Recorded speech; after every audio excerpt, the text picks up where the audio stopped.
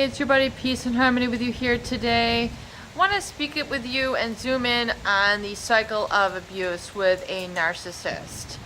As you find as you get involved with a narcissist, there's definitely a pattern of abuse and re-abuse that tends to occur in the relationship, both within the relationship and in subsequent relationships, until you begin to heal that person, which is you. The cycle of abuse takes a very similar pattern with most people, I think, who have been abused by a narcissist. There comes the love bombing, which is not love. It's the love bombing, it's the swooning, it's the sweet nothings, it's the romantic, it's the giggles, it's the...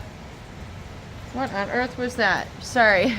It's the feel-good times. It's where you are just head over heels, you're living the illusion, you're living the fantasy. You are living the dream with this person, and you feel something is not quite clear, something is maybe just not quite right, so you let it go, you forgive.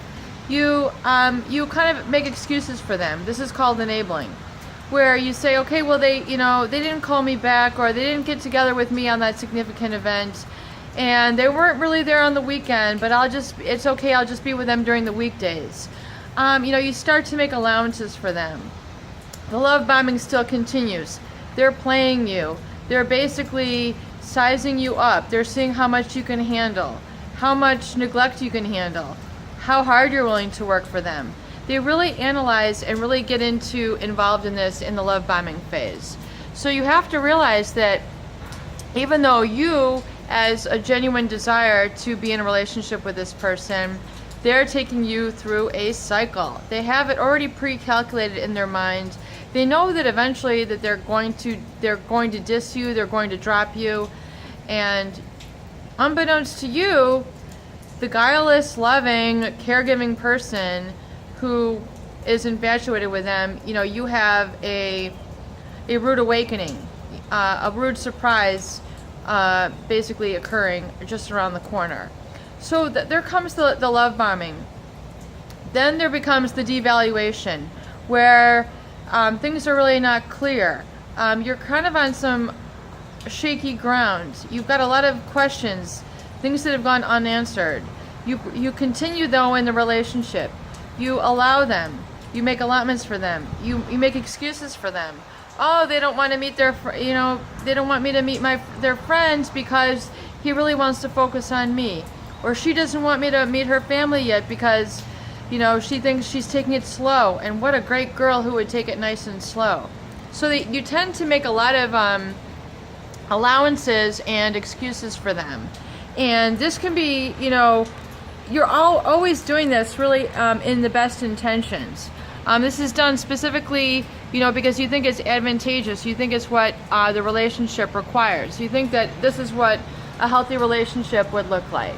And so you begin then to just pursue the relationship. And oftentimes when you're being devalued, you tend to work on the relationship even harder.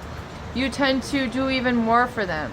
You tend to then make even more plans, more interesting plans.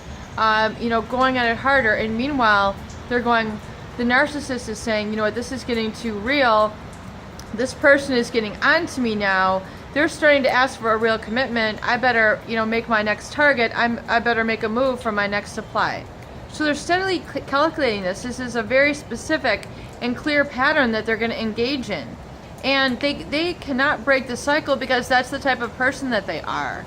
A person who wants to work through a relationship with you, who is a true, genuine love interest, they'll take the ups and downs. Honey, we can't afford this right now, but we can soon. Let's, get a part-time job, or let's do this. Honey, I'm not ready for kids yet. I have to get through my college.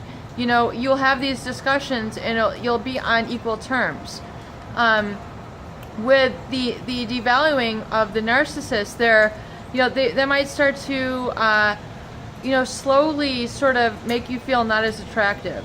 You'll catch them kind of like looking at people more. You'll catch them on their phone more.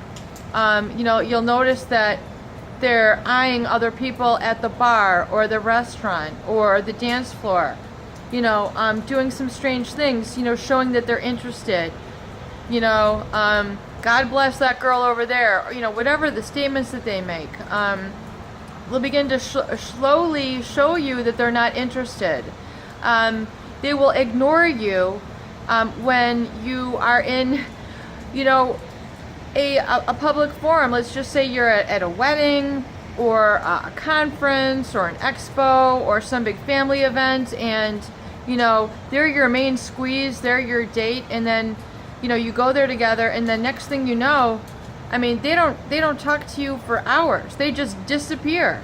They're off with their cronies, they're off with their lads, they're off with their lasses, you know, drinking a bottle of Belvedere. And, you know, just they've disappeared for the night, and this was supposed to be, you know, a good bonding night for the two of you where you were supposed to get cozy together or what have you. So, I mean, these are the signs of the devaluing. And generally, most victims of narcissistic abuse, this is when they even hang in there. You know, they hang in there even harder. And that's a really major mistake that a lot of people make. It costs them a lot of heartache. It'll cost them a lot of time, because eventually they're going to wise up, and then they're going to realize that, you know, they expose them, or the emotional abuse gets so severe that they, you know, end up becoming violent or doing something crazy or having an argument that really disrupts them and their lifestyle, and then the discard, you know, basically where they're dropped completely. Next thing you know, it's your fault. You know, they're assigning some lascivious act onto you, and the tables are turned, and you know you're the one who can't handle the relationship, and then there's the crazy making, and then the brainwashing, and then you try to let go, and then you're just spinning out of control.